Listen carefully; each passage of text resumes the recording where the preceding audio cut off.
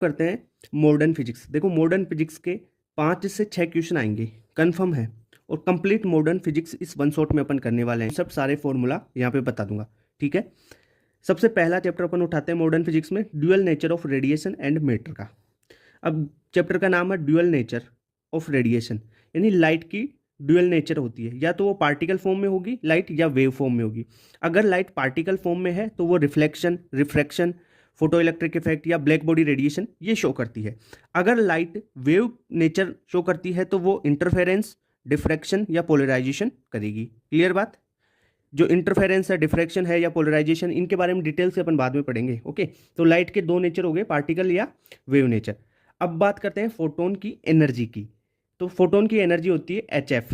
H क्या है? Planck constant, जिसकी वैल्यू होती है 6.63 इंटू 10⁻⁻34 जूल सेकेंड। और एफ है फ्रिक्वेंसी। क्लियर बात। अगर फ्रिक्वेंसी को अपन क्या लिख सकते हैं? सी बाई लेमडा। सी क्या है? जो लाइट की स्पीड है वो, यानी 3 इंटू 10⁸ मीटर पर सेकेंड, ठीक है। और लेमडा क्या है? लेमडा है वेवलेंथ, ओके। अगर आपको एनर्जी इलेक्ट्रॉन वोल्ट में पूछी जाए और लेमडा एंगस्ट्रॉम में दी जाए ना, तो ये फॉर्मूला लगा लो, 12400 बटा ये लेमडा एंगस्ट्रॉम में रखनी है आपको, ठीक है। तो एनर्जी इलेक्ट्रॉन वोल्ट में आ जाएगी। लेमडा क्या है? वेवलेंथ है। और 1 इलेक्ट्रॉन वोल्ट बराबर कितना जूल होता है? 1.6 इंटू 10⁻⁻19 जूल होता है, ओके। एक फॉर्मूला और याद रख लो, मैंने जो एच सी है उसकी वैल्यू को मल्टीप्लाई करके डायरेक्ट फॉर्मूला बना दिया ये, कि अगर लेमडा आपको मीटर में दिया हुआ हो, वेवलेंथ मीटर में दिया हुआ हो, और एनर्जी आपको जूल में पूछी जाए, तो एनर्जी का फॉर्मूला क्या लगाओगे? एनर्जी बराबर 2 इंटू 10⁻⁻25 बटा लेमडा इन मीटर। तो जूल में आपको एनर्जी मिल जाएगी। Clear, okay. अगर आपको नंबर ऑफ फोटोन्स बहुत ज़्यादा दिए जाएं, यानी नंबर ऑफ फोटोन्स दिए जाएं, तब एनर्जी पूछे, तो ई बराबर N H C by lambda. यहाँ एन क्या है? नंबर ऑफ फोटोन्स है। क्लियर बात, ओके। दूसरी बात फोटोन, फोटोन के बारे में करते हैं अपन। जो फोटोन है वो चार्ज जीरो रखते हैं, और इनका रेस्ट मास होता है ना, वो भी जीरो होता है। तो फोटोन का रेस्ट मास जीरो और चार्ज भी जीरो होता है। अगर अपन फोटोन की स्पीड की बात करें वैक्यूम में, तो वो लाइट की स्पीड के बराबर ही होती है, और सी बराबर होता है 1/√μ0 एप्सिलॉन नॉट, ठीक है। परमिटिविटी और परमिएबिलिटी। अब बात करें speed of photon in medium. Medium में तो म्यू से आपको डिवाइड करना है सी को, तो वेलोसिटी फोटोन की मीडियम में वी बराबर सी बाई म्यू। तो ये म्यू की वैल्यू क्या हो जाएगी? म्यू आर एप्सिलॉन आर का रूट, ठीक है, ओके। इतनी बात। और वी बराबर क्या होता है? अगर देखो वी बराबर म्यू आर एप्सिलॉन आर करते हैं सी बटा, तो अगर सी को उठाएंगे तो सी बराबर 1/म्यू नोट एप्सिलॉन नोट का रूट होता है, तो अपन वी बराबर 1/√μm एप्सिलॉन एम, यानी एम का मतलब है मीडियम के लिए, म्यू आर होता है रिलेटिव के लिए, ठीक है। ये अपन कर सकते हैं इसमें, ओके। दूसरी बात, photon can't deviate in electromagnetic field, ठीक है। Photon experience gravitational field. जो फोटोन है वो इलेक्ट्रिक फील्ड और मैग्नेटिक फील्ड, जो इलेक्ट्रोमैग्नेटिक फील्ड होते हैं उसमें डेविएट नहीं करते हैं। पर जो फोटोन है, अगर वेलोसिटी है तो उसके पास मास होगी, और रेस्ट मास इसका जीरो होता है। वेलोसिटी है तो मास होगा, वेलोसिटी के साथ में मास होता है, तो ये ग्रेविटेशनल फील्ड में को एक्सपीरियंस कर पाता है, ठीक है, यानी अट्रैक्ट होता है, ओके। इतनी बात क्लियर। अब अपन ईएम स्पेक्ट्रम की बात करते हैं। देखो ईएम स्पेक्ट्रम की बात करते हैं। पहले तो इलेक्ट्रोमैग्नेटिक स्पेक्ट्रम आपको याद करना पड़ेगा, यानी gamma rays, X rays, UV rays, जो है विजिबल रीजन, इंफ्रारेड, माइक्रोवेव और रेडियो वेव, ये बात होगी। अगर अपन गामा रेज से रेडियो वेव्स की तरफ जाते हैं तो वेवलेंथ बढ़ती है, यानी रेडियो वेव की वेवलेंथ सबसे ज़्यादा, वेवलेंथ ज़्यादा तो एनर्जी कम, ठीक है। वेवलेंथ और एनर्जी में इनवर्स रिलेशन होता है ना, अपन ने पढ़ा था, ई बराबर एच सी बटा लेमडा। तो लेमडा बढ़ेगी तो ई घटेगी, यानी गामा रेज की एनर्जी सबसे ज़्यादा, सही है, ओके। इनकी लेमडा कम, रेडियो वेव की एनर्जी कम और वेवलेंथ ज़्यादा। क्लियर बात, ये चीज़ गड्डी एक्सयूवी इन माई रेंज से आप इसको याद कर सकते हो, ट्रिक है ये, ओके। अपन बात करें फोटोन की, है ना, तो टोटल एनर्जी और टोटल मोमेंटम है ना, जो फोटोन का अगर इंट्रैक्शन भी हो रहा है, इलेक्ट्रॉन और फोटोन में इंट्रैक्शन हो रहा है, तब भी वो कंजर्व रहेगा, पर नंबर ऑफ फोटोन्स कंजर्व नहीं रहते। यानी total energy, total momentum are conserve in every electron photon interaction, but number of photons are not conserve. Clear बात। अब अपन बात करते हैं पावर की। पावर ऑफ लाइट का फॉर्मूला क्या होता है? पावर क्या होती है? एनर्जी फॉलिंग पर सेकेंड को पावर बोलते हैं, ठीक है, यहाँ पे P पावर को शो करेगा, तो P बराबर एनर्जी बटा टाइम, यानी एनर्जी फॉलिंग पर सेकेंड, तो एनर्जी बटा टाइम पावर होता है। पावर बराबर, अब एनर्जी का फॉर्मूला HF बटा, HF से कर लो या NHC बाई लेमडा लिख दो, ठीक है, वही बात है। तो NHF बटा T या NHC by lambda into T। Okay, यहाँ पे n क्या है, n है नंबर ऑफ फोटॉन्स। अगर आप number of photons per second लिखना चाहते हो तो कैपिटल N लिखो, और कैपिटल N बराबर n अपॉन टी हो जाता है, ठीक है। तो P बराबर कैपिटल N यानी number of photons per second, T का भाग दे दिया ना, into HC by lambda. Okay, तो यहाँ से n की वैल्यू, कई बार क्वेश्चन में पूछा जाता है कि number of photons per second बताओ, तो ये फॉर्मूला लगा दो पावर के साथ में। क्लियर, इतनी बात। जो फ्रिक्वेंसी है, फ्रिक्वेंसी वो मीडियम और डिस्टेंस फ्रॉम सोर्स उस पर डिपेंड नहीं करती, ये ओनली नेचर पे डिपेंड करती है, सोर्स की नेचर पे। तो फ्रीक्वेंसी के लिए आप याद रखोगे कि ये मीडियम और डिस्टेंस फ्रॉम सोर्स पे डिपेंड नहीं करती है, ये ओनली डिपेंड किस पे करेगी, नेचर ऑफ सोर्स पे। क्लियर बात। तो EM, स्पेक्ट्रम और पावर ऑफ लाइट के फॉर्मूले आपको समझ में आए क्या। अब अपन बात करते हैं मोमेंटम ऑफ फोटोन। यहां पर जो P दे रखा है वो मोमेंटम है, ठीक है।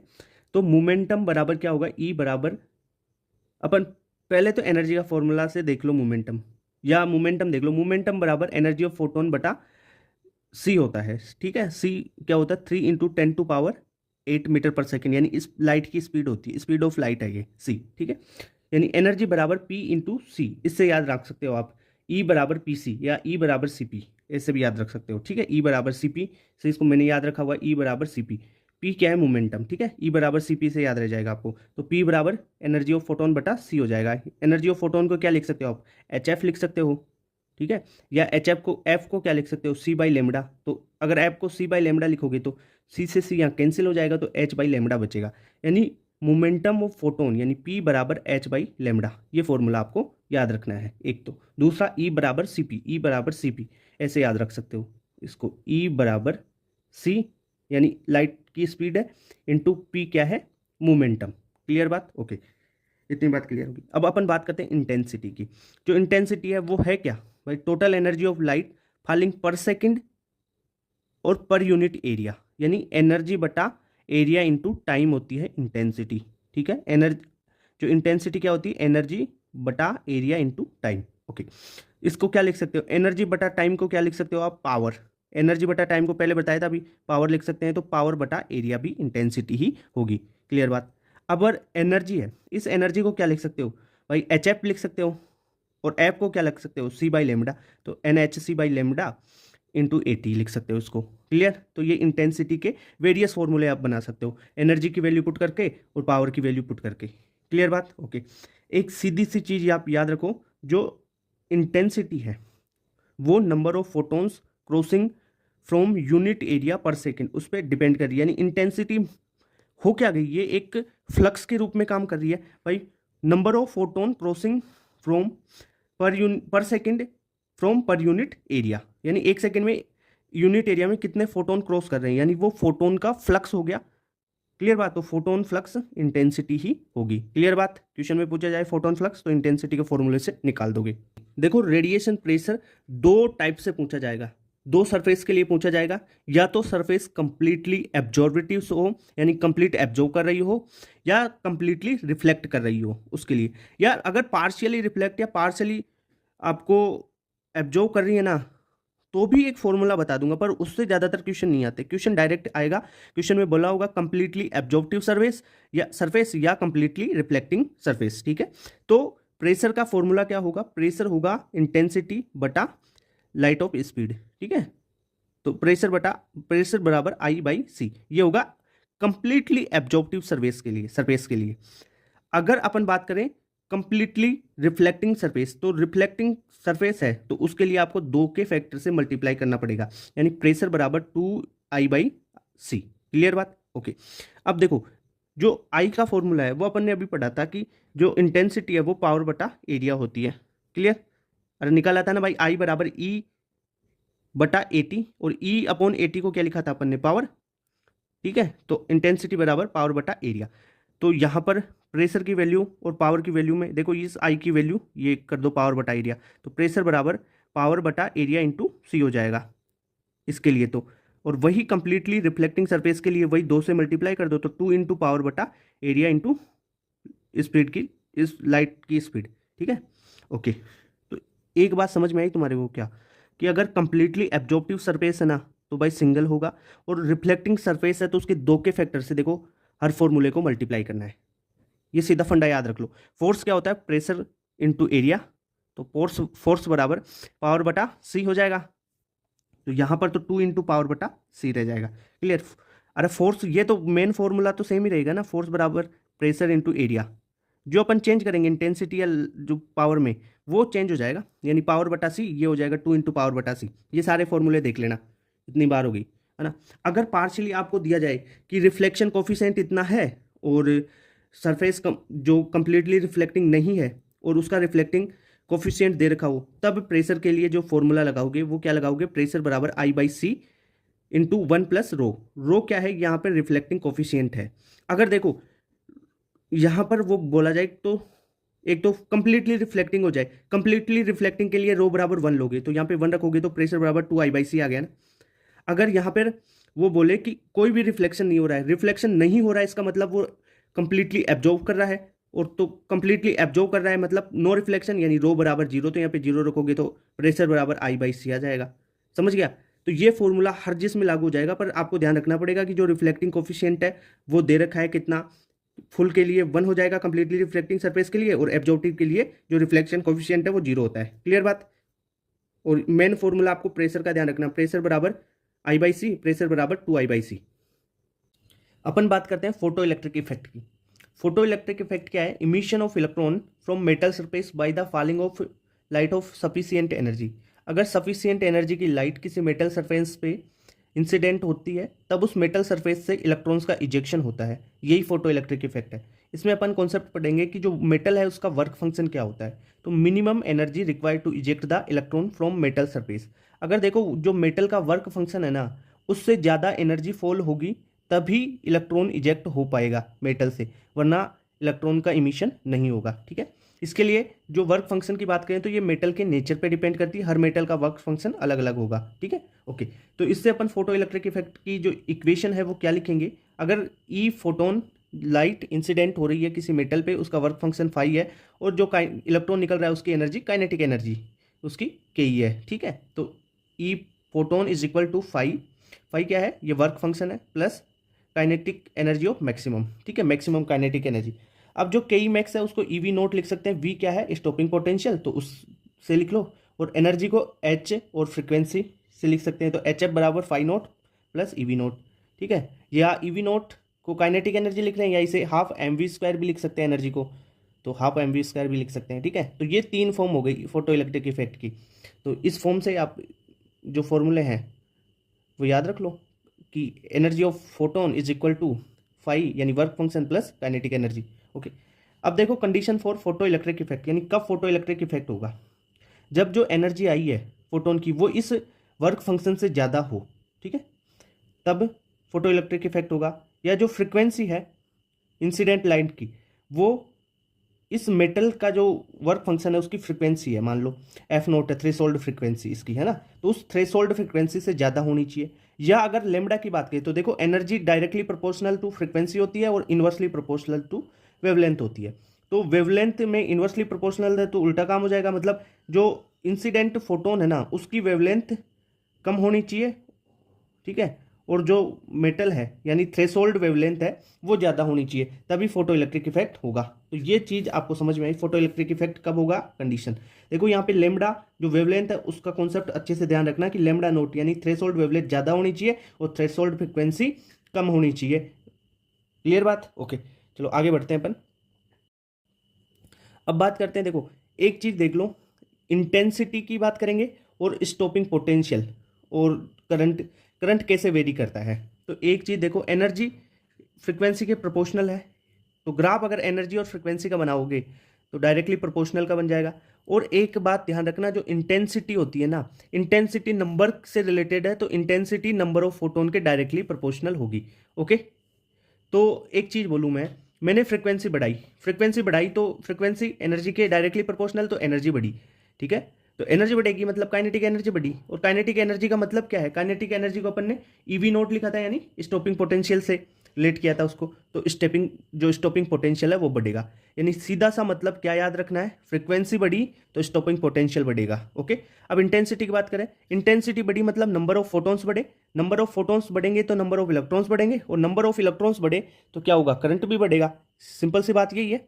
ओके, तो आप क्या याद रखोगे, फ्रीक्वेंसी बढ़ी स्टॉपिंग पोटेंशियल बढ़ेगा, इंटेंसिटी बढ़ी मतलब करंट बढ़ेगा, इंटेंसिटी मतलब करंट, फ्रीक्वेंसी बढ़ी तो पोटेंशियल बढ़ा। ओके, इंटेंसिटी बढ़ी तो करंट बढ़ेगा। ओके, अपन बात करें करंट और जो है आई में ग्राफ खींचे, तो करंट जैसे जैसे बढ़ेगा इंटेंसिटी भी बढ़ेगी। ओके, ये आई यहां पर इंटेंसिटी है, ठीक है। ओके, अब देखो यहां पर करंट और फ्रीक्वेंसी में ग्राफ, जो करंट है वो फ्रीक्वेंसी पे डिपेंड ही नहीं कर रहा, कांस्टेंट है। स्टॉपिंग पोटेंशियल और फ्रीक्वेंसी में ग्राफ बनाए तो स्टॉपिंग पोटेंशियल देखो, फ्रीक्वेंसी बढ़ाने पर स्टॉपिंग पोटेंशियल बढ़ रहा है, पर किसी एक आप थ्रेशोल्ड फ्रीक्वेंसी, ठीक है, उसके बाद में ही बढ़ेगा। थ्रेशोल्ड फ्रीक्वेंसी से कम की एनर्जी पे तो इलेक्ट्रॉन्स का इजेक्शन ही नहीं होता, ठीक है, ये बात क्लियर। ओके, अब देखो यहां पर अपन ने वी नोट और फ्रीक्वेंसी में ग्राफ देखे है ना, तो कैसे निकालोगे, फोटो इलेक्ट्रिक इफेक्ट की इक्वेशन लिखो, ई बराबर phi naught plus E V naught, ठीक है। ई वी नोट क्या है, काइनेटिक एनर्जी मैक्सिमम। तो यहां से क्या करो, जो ई एनर्जी है उसको एच एफ लिख लो, फाई को इधर लेके आओ, यानी वर्क फंक्शन है फाई, फाई क्या है, वर्क फंक्शन, बराबर ई वी नोट कर लो इसको। अब क्या कर, आपको ग्राफ खींचना है वी नोट और फ्रीक्वेंसी में, तो वी नोट ये है, तो ई का डिवाइड कर दो चारों तीनों में, तो क्या बच जाएगा, वी नोट बच जाएगा, तो ई का डिवाइड कर दिया, एच बाई ई, ये रहा आपका फ्रीक्वेंसी, ये फाई बाई ई, ठीक है। तो अब देखो वी नोट बराबर H F by E minus phi by E, तो वाई बराबर एम एक्स प्लस सी से अब इसको देखोगे तो यहाँ पर स्लोप क्या आ गई, एच बाई ई। ध्यान रखना स्लोप कई बार क्वेश्चन में पूछा जाता है, वी नोट और एफ की स्लोप क्या है, एच बाई ई। ग्राफ कैसे होगा, थ्रेशोल्ड फ्रीक्वेंसी से शुरू होगा, और जो इसका इंटरसेप्ट है, ठीक है, नेगेटिव होगा, और फाई बाई ई यानी वर्क फंक्शन बाई ई होगा। ओके, इतनी बात क्लियर। अब अपन देखते हैं करंट और ईएमएफ में ग्राफ, तो करंट और ईएमएफ, ये आई क्या है, यहाँ पे इंटेंसिटी है। देखो intensity directly proportional to current होती है। यहाँ पे आपको देखना है आई वन आई टू और आई थ्री कौन सी इंटेंसिटी ज्यादा है। देखो जैसे जैसे करंट बढ़ेगा इंटेंसिटी बढ़ेगी, यहाँ पे करंट कम है, यहाँ पे ज्यादा है करंट, यहाँ पे और ज्यादा है, तो आई वन ज्यादा होगी, आई टू कम होगी, और आई थ्री उससे भी कम होगी। देखो जैसे जैसे करंट बढ़ रहा है, इस एक्सिस पे करंट बढ़ रहा है ना, तो करंट देखो वी नोट तो सेम है, करंट बढ़ेगा, करंट जैसे जैसे बढ़ेगा इंटेंसिटी वैसे वैसे बढ़ेगी। ओके, अब करंट और इसमें अपन ईएमएफ में ही ग्राफ देखते हैं, पर ये अपन फ्रीक्वेंसी का वेरिएशन देखते हैं। यहाँ पर देखो जैसे जैसे अपन ने बढ़ाया, यहाँ पर आ गया आपका सेचुरेशन करंट, ठीक है। अब देखो यहाँ पर इस F1 फ्रीक्वेंसी के लिए ये है वी नोट वन, यानी stopping potential 1, stopping potential 2 F2 के लिए, स्टॉपिंग पोटेंशियल 3 F3 के लिए, ठीक है, वी नोट 3। अब यहाँ पर आपको देखो फ्रीक्वेंसी मैंने बताया था, फ्रीक्वेंसी बढ़ेगी यानी स्टॉपिंग पोटेंशियल बढ़ा, फ्रीक्वेंसी घटी स्टॉपिंग पोटेंशियल घटा, तो क्या होगा, frequency directly proportional to V naught. अब देखो यहाँ पर वी नोट कम है, यहाँ पर और ज्यादा, और यहाँ पर सबसे ज्यादा, ठीक है, ऐसे वी नोट बढ़ रहा है ना, वी नोट बढ़ रहा है तो फ्रीक्वेंसी बढ़ेगी। भाई वी थ्री ज़्यादा है वी वन से, तो एफ थ्री भी ज़्यादा ही होगी ना, ठीक है, क्यों, क्योंकि F directly proportional to V naught. Okay, तो ये फोटो इलेक्ट्रिक इफेक्ट के सारे कॉन्सेप्ट समझ में आएंगे, इनसे बाहर क्वेश्चन नहीं जाता भाई, यही कॉन्सेप्ट है इसके। अब अपन बात करते हैं मैटर वेव की। मैटर वेव के जो फॉर्मूले है ना भाई, उनको याद कर लो, उनसे बाहर क्वेश्चन नहीं आता, ठीक है। तो मैटर वेव में सबसे पहले डी ब्रोगली के जो वेवलेंथ है उसके फॉर्मूले याद करो, लेमड़ा बराबर एच बाई पी। एच क्या है, प्लैंक कांस्टेंट, पी क्या है, मोमेंटम को एम इंटू वी लिख सकते हो, मास इंटू वेलोसिटी लिख सकते हो, ठीक है। और मास इंटू वेलोसिटी को क्या लिख सकते हो, √2 मास इंटू काइनेटिक एनर्जी, ठीक है। अब काइनेटिक एनर्जी को क्या लिख सकते हो भाई, काइनेटिक एनर्जी बराबर Q delta we. Delta we क्या है, यहाँ पे पोटेंशियल, क्यू है चार्ज, ठीक है। ओके, तो ये आप निकाल सकते हो इलेक्ट्रॉन प्रोटॉन इनके लिए वेवलेंथ, डी ब्रोगली वेवलेंथ। अगर आपको फोटोन की वेवलेंथ पूछा जाए तो फोटोन की वेवलेंथ कैसे निकालोगे वो ध्यान रखना। तो अगर पूछा जाए जैसे ई फोटोन, तो भाई आप निकालोगे एच सी बाई लेमडा से, ठीक है, यहाँ पे ये लेमडा आप निकाल लोगे फोटोन के लिए, ये है प्रोटॉन इलेक्ट्रॉन इनके लिए है, ये डी ब्रोगली वेवलेंथ। अब मूविंग मास का एक कॉन्सेप्ट आता है, फॉर्मूला है moving mass is equal to rest mass बटा √1 minus V square by C square. C क्या है, प्रकाश की चाल है, ठीक है, यानी लाइट की वेलोसिटी है और वी स्क्वायर जो वेलोसिटी आपको दी हुई होगी वो है, ठीक है। लेमडा बराबर एच बाई पी लिख सकते हैं। अब एक चीज़ बताऊं, जो मोमेंटम है उसको क्या लिख सकते हो, अपन ने एक चीज़ न्यूटन का सेकंड लॉ में पढ़ा था कि एफ बराबर D P by D T होता है, तो यहाँ से डी पी को क्या लिख सकते हो, एफ इंटू टी, यानी फोर्स इंटू टाइम भी लिख सकते हो। ऐसा भी क्वेश्चन बन सकता है भाई, फोर्स इंटू टाइम देके लेमडा पूछ सकता है। बहुत अच्छा कॉन्सेप्ट बता रहा हूँ। अब फोर्स को क्या लिखो, अगर देखो फोर्स जो है इलेक्ट्रिक फील्ड में लग रहा है तो क्यू ई हो जाएगा फोर्स, ठीक है, फोर्स क्या हो जाएगा क्यू ई। अगर ये यहाँ पर जो मैग्नेटिक फील्ड है अगर वो आ जाए तो इसे क्यू बी आर लिख सकते हैं अपन, समझ में आएगा। क्यू बी आर कैसे लिखोगे, देखो एक चीज़ बताऊँ आपको, M V square by R को मैग्नेटिक फील्ड में क्या बैलेंस करता है, एम वी बी क्या है, फोर्स है, और M V square by R भी क्या है, फोर्स है, ठीक है। यहाँ से अपन ने निकाला है, ठीक है, ओके भाई। यहाँ से एम वी की वैल्यू निकाली और यहाँ पे सब्स्टिट्यूट की है, ये काम किया है। लेमडा बराबर एच बाई रूट 3m के बी बाई के बी इंटू टी। अब के बी क्या है, यहाँ पर के बी है बोल्ट्जमान कांस्टेंट, ठीक है। टेम्परेचर और बोल्ट्जमान कांस्टेंट दिया हुआ हो तब आप डे ब्रोगली वेवलेंथ इस फॉर्मूले से निकालोगे। क्लियर बात, मीटर वेव के सारे सारे कॉन्सेप्ट बता दिए इसमें। अब आपको और अब 4 फॉर्मूले रटने हैं, ध्यान रखना।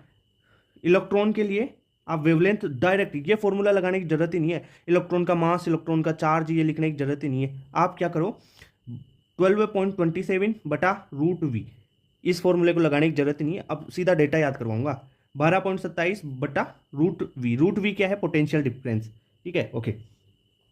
यहां पर अपन बात करें lambda of photon, proton, photon आप ऐसे निकालोगे और ये है प्रोटोन, तो 0.286 बाई रूट वी एंगस्ट्रोम, ये एंगस्ट्रोम में है।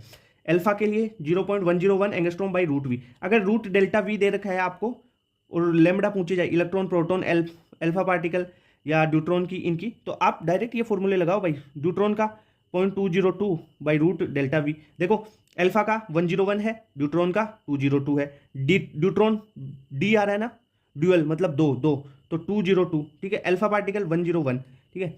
ये इलेक्ट्रॉन का 12.27, ये तो बड़ा ये याद रह जाएगा। प्रोटॉन का 0.286, ये भी याद रह जाएगा। सारी एंगस्ट्रॉम में है ये वैल्यूज, ठीक है, ओके। तो मीटर वेव सारा खत्म हो गया यहीं पे। बात कर लेते हैं एटम की। देखो एटम में जो मॉडल्स है ना, वो सारे थ्योरेटिकल चीज़ें मैं केमिस्ट्री में बता चुका है ना। अब यहाँ पर कुछ कुछ चीज़ें बताऊंगा आपको, जो फॉर्मूले हैं मेन कॉन्सेप्ट, वो फॉर्मूले सारे करवा दूंगा। और जो मेन चीज़ है ना जो आ सकती है एग्जाम में, वो सारी चीज़ें बताऊंगा। अब ये तो नहीं बताने वाला कि जो बाई जे थॉमसन का प्लम पुडिंग मॉडल है, तरबूज है, उसमें जो बीज हैं वो इलेक्ट्रॉन्स की जैसे है, और जो लाल वाला भाग है वो प्रोटॉन्स है, ठीक है। ऐसा थोड़े बता सकता हूँ, ओके। तो यहाँ पर क्या है, पहली बात, एटम में जे थॉमसन का मॉडल आया, प्लम पुडिंग मॉडल, ठीक है, तरबूज के बीज वाला मॉडल, ठीक है। जो तरबूज के बीज है वो नेगेटिव पार्ट होंगे, ये बोला इसने। आगे बात करें रदरफोर्ड की अल्फा स्कैटरिंग जो है एक्सपेरिमेंट, उसमें क्या लिया इसने कि एक अल्फा गन लिया और एक गोल्ड फॉइल ली। गोल्ड फॉइल क्यों ली, क्योंकि इस गोल्ड फॉइल को सबसे महीन पतला किया जा सकता है, इसलिए लिया। और इस पर अल्फा पार्टिकल्स डाले, ठीक है, अल्फा पार्टिकल्स डाले, और इसने देखा कि जो कुछ पार्टिकल्स हैं वो डेविएट हो, बहुत सारे डेविएट हो रहे हैं, और लगभग 20,000 में से एक पार्टिकल वापस आ रहा है, अपना पाथ रिट्रेस कर रहा है, ठीक है, ऐसा बोला। तो इसने क्या सोचा कि भाई बीच में जो है रिट्रेस कर रहा होगा तो वहाँ कोई पॉजिटिव चार्ज होगा, और सारा एटम खाली है तो वैसे ही जो है अल्फा पार्टिकल्स निकल गए होंगे। पीछे जेडएनएस की स्क्रीन लगा दी थी ये, तो इसमें जेडएनएस की स्क्रीन में क्या होता है, जैसे जैसे अल्फा पार्टिकल जाएगा वो चमकेगा वहाँ पे, ठीक है, ये बात हो गई। जो है एटम का रेडियस की बात करें तो वो 10⁻⁻10 मीटर की रेंज में होता है, और न्यूक्लियस होता है 10⁻⁻15 मीटर की रेंज में। बात करें डिस्टेंस ऑफ क्लोजेस्ट अप्रोच, यानी ये कोई एटम है, यहाँ से अल्फा पार्टिकल अपन ने डाला, तो अल्फा पार्टिकल इसके कितने पास तक आ सकता है, मान लो यहाँ तक ही आ सकता है, तो ये जो बीच की दूरी बची है ये है डिस्टेंस ऑफ क्लोजेस्ट अप्रोच। इसके लिए आप जो है कंजर्वेशन ऑफ मैकेनिकल एनर्जी लगाओ और फॉर्मूला निकालो। क्या लगाओगे इसके लिए, अल्फा पार्टिकल के लिए आप एम वी स्क्वायर लगा दो, ठीक है, एनर्जी, और इसके लिए K Z E square by R square, तो है half M alpha, alpha particle है, अल्फा पार्टिकल का जो है चार्ज 2 इलेक्ट्रॉन है, 2 होता है, तो M alpha V alpha square is equal to K, ये जेड ई इंटू 2 बटा ये जो डिस्टेंस है आर नोट स्क्वायर, ओके। यहाँ से आर नोट निकाल लो, आर नोट क्या है भाई, ये दूरी दोनों के बीच की, यही है डिस्टेंस ऑफ क्लोजेस्ट अप्रोच, इसे ही बोलते हैं, ओके। तो ये हो जाएगी 4 के जेड ई स्क्वायर बटा एम अल्फा वी अल्फा। अब यहाँ पे अल्फा पार्टिकल के अलावा कोई दूसरा पार्टिकल होना तो 2 इलेक्ट्रॉन जो उसका चार्ज है वो रख दो, क्लियर बात, okay. Drawback of Rutherford atomic model, पहला ये जो एटम की स्टेबिलिटी है उसको एक्सप्लेन नहीं कर पाया, और ये जो हाइड्रोजन का लाइन स्पेक्ट्रम होता है ना एटम का, वो भी एक्सप्लेन नहीं कर पाया। क्लियर बात। अब बात करते हैं बोहर्स एटॉमिक मॉडल, क्वेश्चन यहीं से आते हैं। बोहर्स एटॉमिक मॉडल के 3 postulate, electron revolve in stable orbit, यानी कि जेड स्क्वायर बटा R square is equal to M square by R को ये बैलेंस करेगा इसका फोर्स, ठीक है। दूसरा है एंगुलर मोमेंटम एल बराबर एन एच अपॉन 2 पाई होता है, और अगर अपन किसी एक स्टेबल जो है कक्षा ऑर्बिट से दूसरे ऑर्बिट में जाते हैं, हाई एक एनर्जी लेवल से हायर एनर्जी लेवल में जाते हैं तो उसको एनर्जी देनी पड़ती है, अगर हायर एनर्जी लेवल से लो एनर्जी लेवल में आते हैं तो वहां पर एनर्जी रिलीज होती है, यही बात है, ठीक है। Energy of final minus energy of initial stage is equal to energy of photon, ये बात होगी। ये तो देख बेसिक चीजें हैं, ये 3 पोस्टुलेट ऐसे ही है, याद रखना। मेन क्वेश्चन आता है इन ये फॉर्मूला से।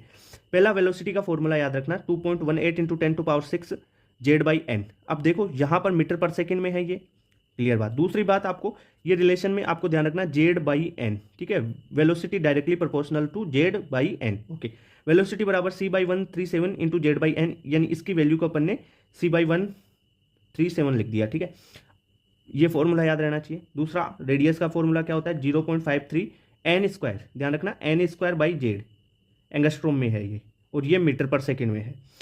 रेडियस क्या है एंगस्ट्रोम में है, ओके। अब देखो टाइम पीरियड का फॉर्मूला देख लो 1.5 into 10⁻⁻16 N cube by Z square. अरे ये फॉर्मूला है, याद करना है, इनसे क्वेश्चन आता है। फ्रीक्वेंसी का रिलेशन बात करें तो जो टाइम पीरियड का रिलेशन क्या है N cube by Z square, तो फ्रीक्वेंसी का उल्टा हो जाएगा इसका Z square by N cube, okay. अगर मैग्नेटिक फील्ड की बात करें तो मैग्नेटिक फील्ड का रिलेशन होता है जेड क्यूब बाई एन की पावर 5, ओके। अब एनर्जी की बात करें तो एनर्जी बराबर -13.6 जेड स्क्वायर बटा एन स्क्वायर इलेक्ट्रॉन वोल्ट में, ओके। ये तो फॉर्मूले हो गए वेलोसिटी का, रेडियस का, टाइम पीरियड का, फ्रीक्वेंसी, आपका जो है मैग्नेटिक फील्ड, और ये हो गया एनर्जी। अब यहाँ पर अपन अब बात करें काइनेटिक एनर्जी, पोटेंशियल एनर्जी और टोटल एनर्जी में रिलेशन की, और इनमें इनका रेशियो भी पूछा जाता है, इनके फॉर्मूले भी पूछे जाते हैं। तो kinetic energy is equal to kZe²/2r होता है, ये पॉजिटिव में होती है। पोटेंशियल एनर्जी क्या होगी नेगेटिव में होगी, और इसका दुगना होगी, ठीक है। पोटेंशियल एनर्जी नेगेटिव होती है और काइनेटिक एनर्जी का दुगना होती है, तो kZe²/r हो गया। और टोटल एनर्जी है ना वो पोटेंशियल एनर्जी का नेगेटिव फॉर्म होगी, यानी देखो kZe²/2r का नेगेटिव, ठीक है। तो ये बात समझ में आएगी। अब अपन बात करें काइनेटिक जो एनर्जी है और रेडियस, देखो एनर्जी और रेडियस इनवर्सली प्रोपोर्शनल है ना, इनमें ग्राफ खींचते हैं अपन काइनेटिक एनर्जी, टोटल एनर्जी और पोटेंशियल एनर्जी का। तो काइनेटिक एनर्जी तो पॉजिटिव है, ऊपर रह जाएगा ग्राफ इनवर्स में, ठीक है। टोटल एनर्जी और पोटेंशियल एनर्जी नेगेटिव है। अब देखो तो बात करते हैं जो डिफरेंट एनर्जी लेवल्स हैं उनकी। देखो इनमें आपको सबसे पहले एनर्जी पता होनी चाहिए। ग्राउंड स्टेट n बराबर 1 है, फिर n बराबर 2, n बराबर 3, n बराबर 4, n बराबर 5, n बराबर 6, इनमें एनर्जी पता होनी चाहिए। याद कर लो जो फॉर्मूला है ना एनर्जी बराबर -13.6 into Z square by N square electron volt, उससे निकाली हुई है, एन की वैल्यू रख के, ठीक है। आपको याद होनी चाहिए कम से कम 5 तक, तो n बराबर 5 तक तो आपको याद ही होनी चाहिए। अब क्या क्या याद करोगे, E बराबर -13.6 इलेक्ट्रॉन वोल्ट n बराबर 1 के लिए, n बराबर 2 E बराबर -3.4 इलेक्ट्रॉन वोल्ट, n बराबर 3 के लिए E बराबर -1.51 इलेक्ट्रॉन वोल्ट, 4 के लिए -0.85 इलेक्ट्रॉन वोल्ट, 5 के लिए -0.54 इलेक्ट्रॉन वोल्ट, n बराबर 6 के लिए E बराबर -0.38 इलेक्ट्रॉन वोल्ट। ये बात समझ में आई, ये याद कर लो।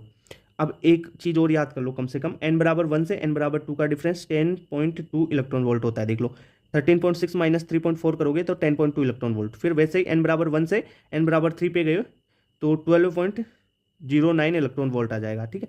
वैसे आप डिफरेंस तो आप वैसे भी निकाल सकते हो यहाँ से इसको घटा के, पर ये एनर्जीज तो पता होनी चाहिए। अब अपन बात करते हैं सीरीज की, लाइमन, बामर, पास्टन, ब्रैकेट, फंड और हम्प्री की, ठीक है। इनमें क्या है देखो क्रम से याद कर लो आप।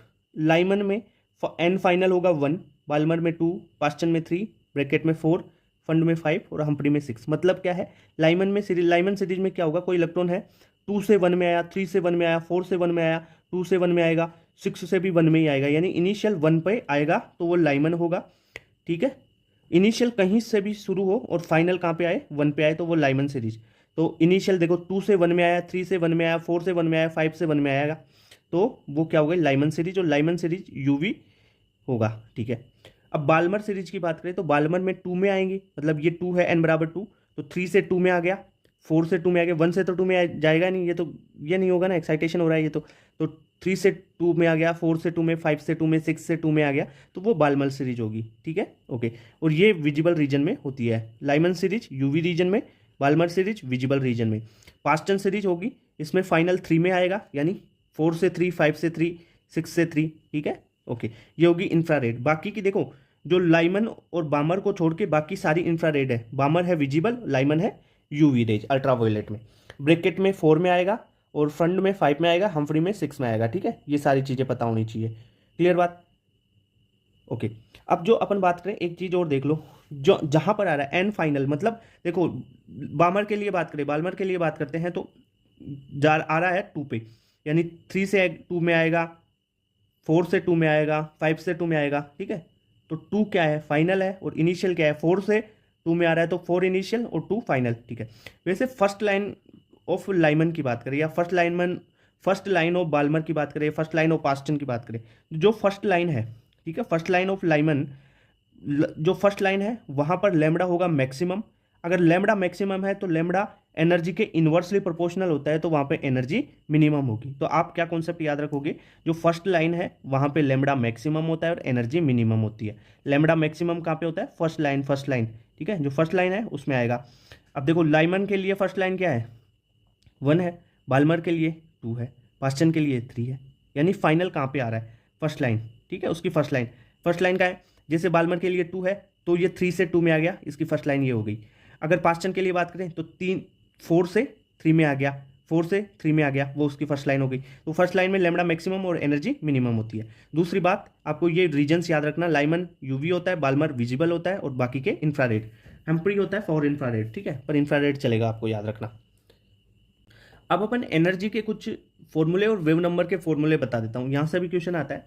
एनर्जी बराबर एच सी बाई लेमड़ा होता है, और 1 बाई लेमड़ा को अपन वेव नंबर डिनोट करते हैं। तो 1 बाई लेमड़ा क्या हो जाएगा, 1 बाई लेमड़ा बराबर आर जेड स्क्वायर, आपका 1/n² final minus 1/n² initial वाला। ठीक है, ये कैसे लिखा, ये मैंने क्या, ई का फॉर्मूला क्या होता है, एनर्जी बराबर -13.6 जेड² बाई n², उसी को मॉडिफाई किया है। ठीक है, यहाँ पर देखो जो आर है वो होता है रिडबर्ग कांस्टेंट, इसकी वैल्यू होती है 1.1 इंटू 10⁻7 मीटर इनवर्स, या आप सिंपल वैल्यू याद रखो तो 1/r की वैल्यू 912 एंगस्ट्रॉम होती है। ओके, यहाँ पर एनर्जी निकालोगे, एनर्जी कैसे निकालोगे, energy equal to SC into R Z. ठीक है, यानी 1/λ, एनर्जी बराबर SC बाई लेमड़ा, तो 1/λ की ये वैल्यू है, तो HC से गुणा कर दोगे तो एनर्जी की वैल्यू आ गई। ठीक है, अब डेल्टा एनर्जी वही बात है, इसकी वैल्यू रख दो H इंटू सी आर, तो इलेक्ट्रॉन वोल्ट में वैल्यू निकाल लो इसकी, क्या निकालोगे, डेल्टा एनर्जी बराबर -13.6 जेड² बाई n² लिखते हैं तो 1/n1² minus 1/n2², electron volt में आ गई वैल्यू। अगर जूल में लिखना चाहो तो 2.18 इंटू 10⁻−18 लिख दो। ठीक है, यहाँ से जूल में आ जाती है वैल्यू। क्लियर बात। आयनाइजेशन एनर्जी की बात करें तो जो टोटल एनर्जी है ना, टोटल एनर्जी का मोड कर दो भाई, टोटल एनर्जी अपन नेगेटिव में लिख रहे हैं तो उसका मोड कर दो, यानी पॉजिटिव कर दो, वो आयनाइजेशन एनर्जी होगी, यानी minimum energy required to separate that electron from that orbit to infinity. ठीक है, ये हो गई आपकी एनर्जी के फॉर्मूले। अब बात करते हैं de Broglie prove Bohr's postulate of angular momentum. De Broglie ने कैसे प्रूव कर दिया, देखो यहां पर अपन देखो, ये एक आपका ऑर्बिट है मान लो। ठीक है, इसकी सरकमफेरेंस 2 पाई और इसकी रेडियस r है, तो 2 पाई r हो जाएगी। ठीक है, इसकी जो सरकमफेरेंस पे है, ये इसकी जो वेवलेंथ है, अगर मान लो लेमड़ा है और ये n लेमड़ा, तो इसके बराबर हो जाएगा। ठीक है, तो यहां से आप क्या निकाल लोगे भाई, 2 pi r is equal to n lambda, तो 2 पाई r बराबर n, लेमड़ा की वैल्यू रख दो h/mv, तो यहाँ से mvr निकाल जाएगा, mvr बराबर nh/2 पाई। और जो बोर्स है उसने क्या बोला था कि जो एंगुलर मोमेंटम L बराबर क्या होता है, NH/2 पाई, यही तो बोला था उसने भी, तो L क्या है, mvr ही तो है। क्लियर बात, तो ये यहां से पोस्टुलेट इसका प्रूव हो गया। ओके, आगे चले, हाइजेनबर्ग अनसर्टेनिटी प्रिंसिपल की बात करते हैं।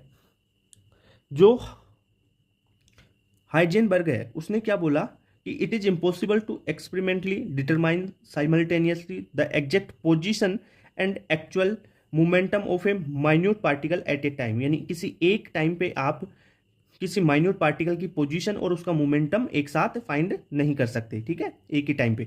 तो डेल्टा पी यानी मोमेंटम में change into delta X is greater than equal to H by 4 pi. ध्यान रखना, कई बच्चे यहाँ पे एम वी आर बराबर एन एच अपॉन 2 पाई रटे हुए होते हैं तो 2 लगा देते हैं, यहाँ पे 4 आता है ये, ठीक है, ओके। तो यहाँ पे मोमेंटम को क्या लिख सकते हैं, एम इंटू डेल्टा वी लिख सकते हैं, तो ऐसे मोमेंटम भी लिख के कर लो आप। या देखो M into delta V, M को इधर भेज दो तो क्या हो जाएगा, delta V into delta X is greater than और equal to H upon 4 pi M, ठीक है। और एनर्जी और टाइम में रिलेशन देखें तो delta T into delta energy is equal to और greater than H upon 4 pi होता है, ओके। तो ये हाइजेनबर्ग की अनसर्टेनिटी जो प्रिंसिपल है वो भी समझ में आ गया आपको। एक क्वेश्चन आता है नंबर ऑफ स्पेक्ट्रल लाइंस, ठीक है, यानी किसी ये n बराबर 1 है मान लो, ये n बराबर 2, n बराबर 3, n बराबर 4, यानी अगर इलेक्ट्रॉन किसी ऑर्बिट से मान लो कहीं पे आ रहा है, ठीक है, ये n बराबर 2 है और इससे n बराबर 1 में आ रहा है, ठीक है, n1 में, n2 से n1 में आ रहा है, तो वहां पर नंबर ऑफ स्पेक्ट्रल लाइंस पूछी जाती है। तो उसका फॉर्मूला है n2 माइनस n1, ठीक है, into n2 minus n1 plus 1 by 2। Simple सी चीज़ है, n2 4 मान लो और n1 है मान लो 2, तो 4 माइनस 2 इंटू 4 माइनस 2 प्लस 1 यानी 2 इंटू 3 बाई 2, ठीक है, ऐसे निकाल लोगे आप। ड्रॉबैक ऑफ बोर्स मॉडल, पहला ये जिमेन इफेक्ट और स्टार्क इफेक्ट की कोई भी एक्सप्लेनेशन नहीं कर पाता, ठीक है, ओके। और ये जो है बोहर्स मॉडल वो 1 इलेक्ट्रॉन सिस्टम के लिए लागू होता है, पर भाई 1 इलेक्ट्रॉन सिस्टम के लिए ही लागू है, 2 इलेक्ट्रॉन सिस्टम आ गया तो उसके लिए लागू नहीं होगा, ये भी तो ड्रॉबैक है, ठीक है। Note explain fine structure of spectral lines, ये भी स्ट्रक्चर जो स्पेक्ट्रल लाइंस है उनकी फाइन स्ट्रक्चर को ये एक्सप्लेन नहीं कर पाता। ये सारे बोर्स मॉडल के ड्रॉबैक्स हो गए। अब बात करते हैं न्यूक्लियाई की। जो न्यूक्लियाई है उसके सारे फॉर्मूले, सारे कॉन्सेप्ट बता रहा हूँ। आर क्या है न्यूक्लियस की, जो रेडियस है वो है 10⁻⁻15 मीटर के रेंज में, और जो एटम की रेडियस है वो 10⁻⁵ मीटर के रेंज में। कभी भी आपको रेशियो पूछा जा सकता है इनका, या इनका वॉल्यूम का रेशियो पूछा जा सकता है। वॉल्यूम का रेशियो पूछा जाए तो इनका क्यूब करके रेशियो निकाल दोगे, ओके। कोई एटम है एक्स, उस पर ए है उसका मास नंबर जो प्रोटॉन प्लस न्यूट्रॉन के बराबर होता है, जेड इसका क्या होता है, प्रोटोन के बराबर एटॉमिक नंबर होता है, ओके। मास ऑफ प्रोटोन क्या होता है 1.66 इंटू 10⁻⁻27 किलोग्राम होता है। और मास ऑफ न्यूट्रॉन क्या होता है, mass of neutron is equal to 1.67, हल्का सा ज़्यादा होता है प्रोटोन से, 6 है यहाँ पे 7 है बस, into 10⁻⁻27 kilogram. Mass of electron is equal to 9.1 into 10⁻⁻31 kilogram होता है। अगर देखो ये अपन ने कोई एटम लिया था, इसमें आप न्यूट्रॉन्स निकालना चाहो तो कैसे निकालोगे, जो ए माइनस जेड कर दो न्यूट्रॉन्स निकल जाएंगे, यानी एटॉमिक जो मास नंबर है minus atomic number, mass number minus atomic number, ठीक है। यानी आप क्या करोगे, जो मास नंबर में से प्रोटॉन्स घटा दो, क्लियर बात, तो न्यूट्रॉन निकल आएंगे। 1 AMU की वैल्यू होती है 1.66 इंटू 10⁻⁻27 किलोग्राम, ओके। जो अब बात करते हैं rest mass energy corresponding to 1 AMU, यानी 1 AMU के करस्पॉन्डिंग आपको रेस्ट मास एनर्जी बतानी है। क्या फॉर्मूला लगाएं, ई बराबर एम सी स्क्वायर लगा दो, एम क्या है मास, तो 1 AMU मास ले लो, यानी 1.66 इंटू 10⁻⁻27 किलोग्राम, और सी लाइट की वेलोसिटी है। तो इनको अगर अपन कैलकुलेट करते हैं तो 931.5 मेगा इलेक्ट्रॉन वोल्ट आता है। ये हमेशा आपको याद रहनी चाहिए, न्यूक्लियाई पढ़ रहे हो तो बहुत बार न्यूमेरिकल्स में काम आती है कि 1 AMU के करस्पॉन्डिंग एनर्जी, ठीक है, 931.5 मेगा इलेक्ट्रॉन वोल्ट, ठीक है। Volume of nucleus mass number पे डिपेंड करता है, डायरेक्टली प्रोपोर्शनल होता है। तो रेडियस अगर लिखें तो radius directly proportional to R naught A की पावर 1/3। ए क्या है मास नंबर है भाई, और आर नोट क्या है 1.2 फर्मी मीटर, ठीक है, ओके। फर्मी 10⁻⁻12। न्यूक्लियर डेंसिटी की बात करें तो वो मास नंबर पे डिपेंड नहीं करती, यानी मास नंबर और ये है न्यूक्लियर डेंसिटी में ग्राफ, तो ये एक स्ट्रेट लाइन होगा आपका, यानी डिपेंड नहीं कर रहा है, यानी 10⁻17 किलोग्राम पर मीटर क्यूब फिक्स होती है न्यूक्लियस की डेंसिटी, ओके। तो ये सारी चीज़ें आपको समझ में आई। बात करते हैं मास डिफेक्ट की। देखो मास डिफेक्ट को कैसे, डेल्टा एम बराबर mass of total nucleons minus mass of nucleus. हाँ ये भाई मास ऑफ न्यूक्लियॉन्स में से मास ऑफ न्यूक्लियस घटा दोगे आप तो मास डिफेक्ट निकल के आएगा। अब देखो मास ऑफ न्यूक्लियॉन्स क्या होता है भाई, प्रोटॉन का मास प्लस न्यूट्रॉन का मास, ठीक है। अब प्रोटॉन क्या होते हैं, जेड है प्रोटॉन, तो proton into proton, mass of proton plus A minus Z, यानी ए माइनस जेड से क्या आएंगे, टोटल कितने न्यूट्रॉन है, तो neutrons into mass of neutron, ठीक है। ये हो गया प्रोटॉन और न्यूट्रॉन यानी न्यूक्लियस का टोटल मास न्यूक्लियॉन्स का। अब इसमें से न्यूक्लियस का मास जो क्वेश्चन में दे रखा होगा ना वो घटाना है, ओके ठीक है। अब बात करें बाइंडिंग एनर्जी की।